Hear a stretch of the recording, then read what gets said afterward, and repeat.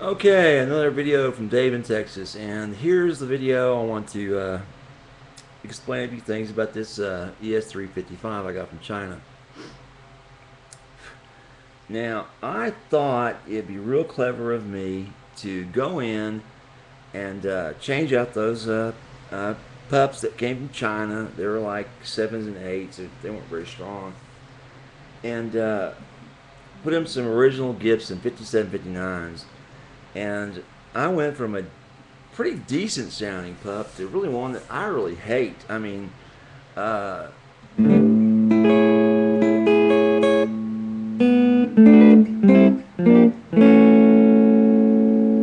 don't know how well you can hear that. Hopefully you can hear it pretty well.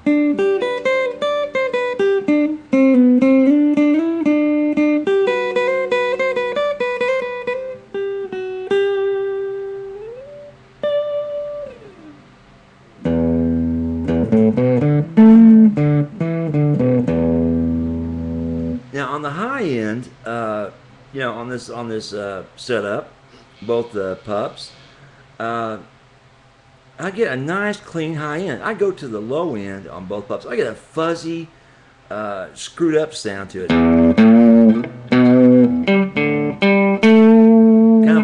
Kind of a mellow type, but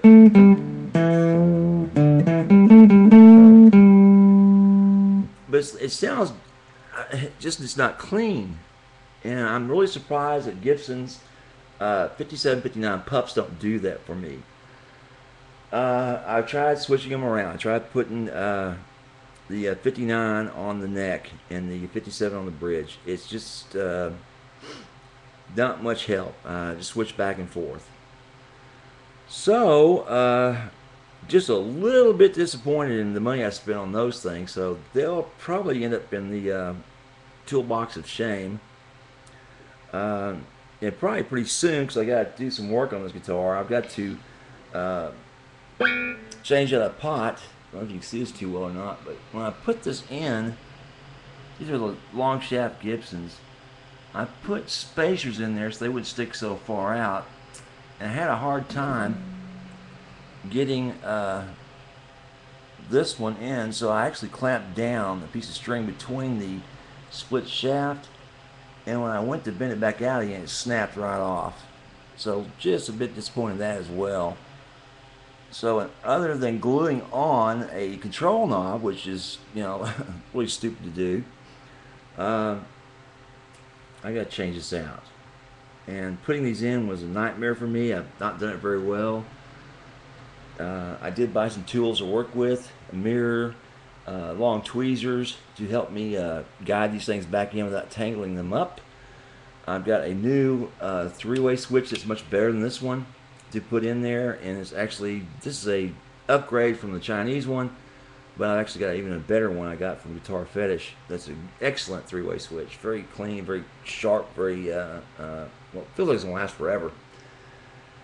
And I've got some new short shafted 500K pots to put in here instead of the long shaft that were so difficult to get in. Now, I'm not saying you can't get them in there, because obviously I did. Okay, you had to fit them through this sound hole part right here and slide them in, and I had taped up this binding here, but there's a tiny little indention that I did by forcing the shaft in there that you can't really see it. You can feel it, but you can't see it, which kind of pisses me off that I'd screw it up doing that. You can see very readily the wiring is just everywhere, like it was when the Chinese sent this. I think I'll be getting some shrink tubing and probably adding some extra links to this wiring, so I can actually push all that wiring back up where it can't be seen out the sound hole like you see it now. Like I said, right now there's just a minimum of wiring in there, so it has to be where it is.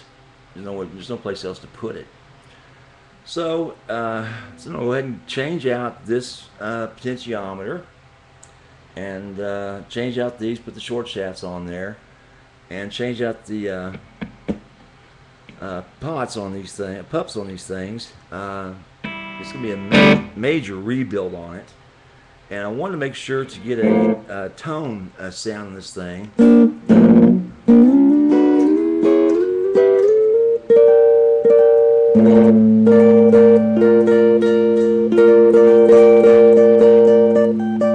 So that you can hear it. And like I said, the high end is pretty sharp. It's still got that fat sound to it. Obviously, it's what it's supposed to sound like. But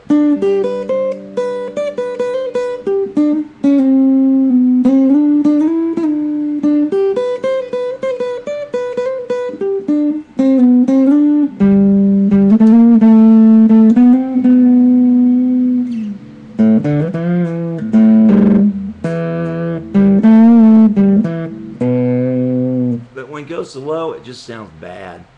And for the life of me, I can't figure it out. I know I've wired the PUPs in right.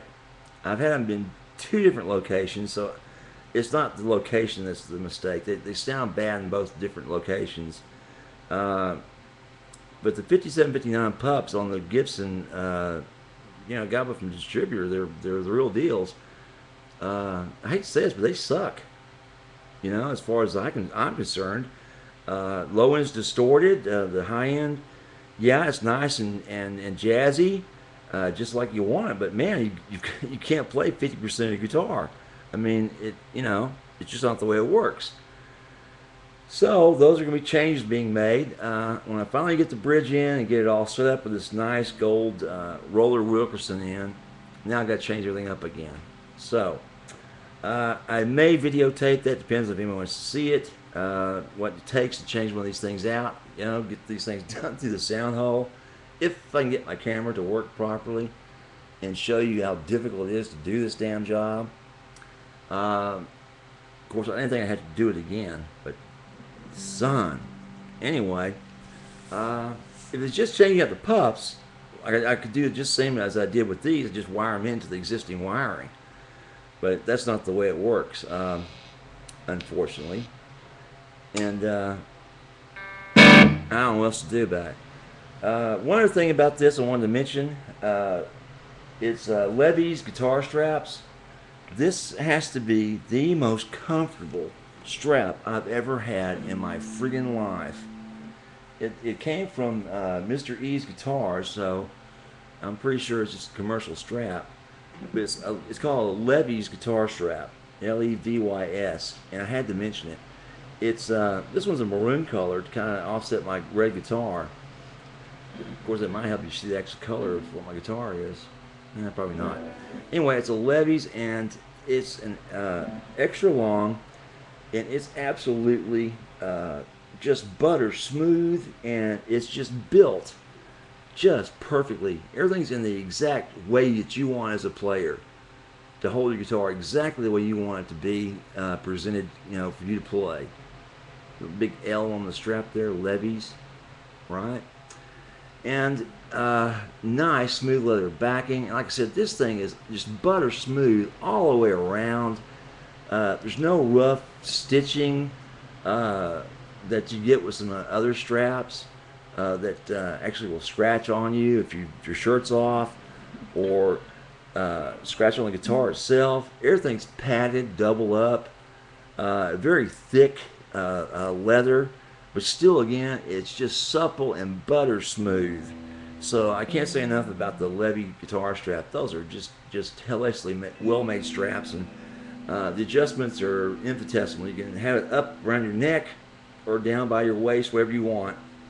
The adjustments are there. So if you're looking for just an excellent guitar strap, Levy's makes one hell of a guitar strap, and the price is pretty reasonable. It's like in the 40s.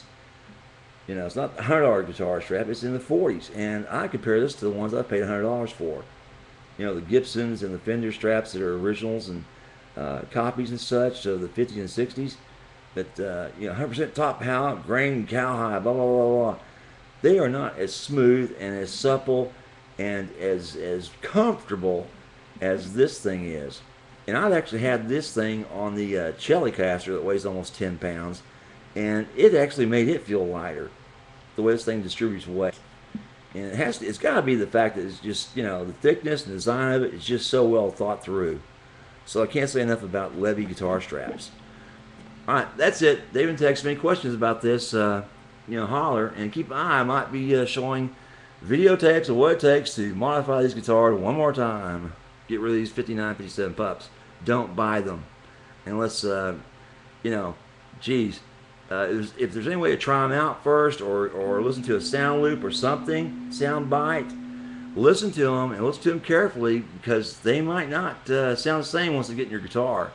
Because they sure didn't sound the same in mine. On the sound loops I listened to over and over again from the suppliers and Gibson and a few others, they sounded like butter all through the 6 strings, and mine is just distorted. I know it's not the damn guitar.